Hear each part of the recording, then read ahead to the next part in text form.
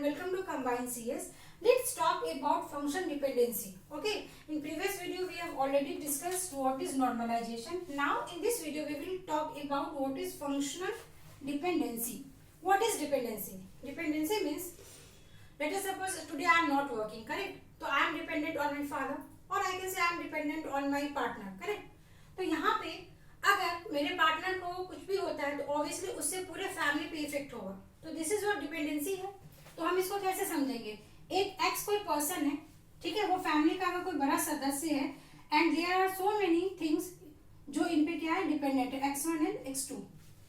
तो इस तरीके से हमने एक रियल वर्ल्ड सिनेरियो को बनाया. अब बिकॉज कि हम डेटाबेस मैनेजमेंट सिस्टम में फंक्शन डिपेंडेंसी पढ़ रहे हैं, इसलिए यहाँ पे आप इसको ऐसे सिंगल कैसे बना सकते हो, इस तरीके से आप इसको रिप्रेजेंट करेंगे X Y. X Y means what, यहाँ पे y क्या है, ये डिपेंडेंट है, करेक्ट, क्योंकि एरो हमारा इस तरफ जा रहा है, डिपेंडेंट है. एंड x क्या कर रहा है, वो डिटरमाइन कर रहा है किसको, y को, डिटरमाइन कर रहा है y को. It means x is what, it is determined. And why I am focusing on this words, because UGC net में आपको इसी वर्ड्स को घुमा फिरा के क्वेश्चंस में पूछते हैं and you get certain times confusion में आप हो जाते हो कि what is determine, what is dependent. तो बहुत ध्यान से समझिए. यहाँ पे हमने दो वेरिएबल्स लिखा एंड बीच में हमने एक एरो लिखा. तो एरो का जहाँ पे ये पोर्शन होता है, दैट इज ये सिंबल जो इसको ये बताता है कि this is the path, this is the source and destination. तो दिस इज नोन एज कि ये वाला पार्ट आपका डिपेंडेंट है.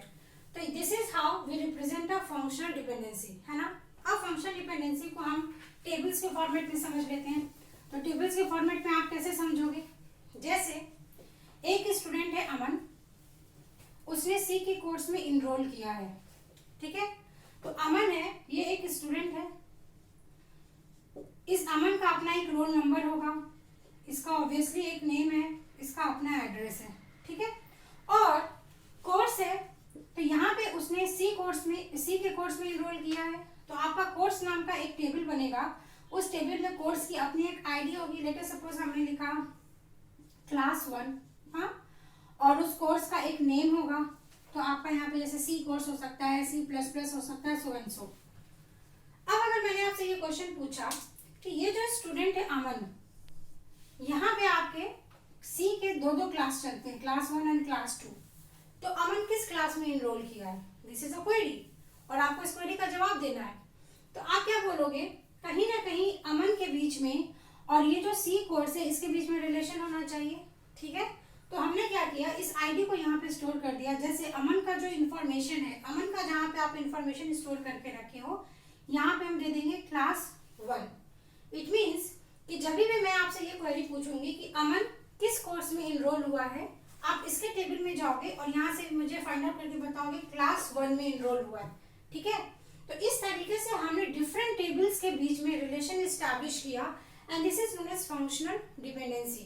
Why we are studying functional dependency is because कि जो आपका नॉर्मल फॉर्म है, नॉर्मल फॉर्म जिसमें आप ये फाइंड आउट करते हो 1NF में है, 2NF में है, 3NF में है, इसको अच्छे से समझने के लिए आपको फंक्शनल डिपेंडेंसी पता होना चाहिए.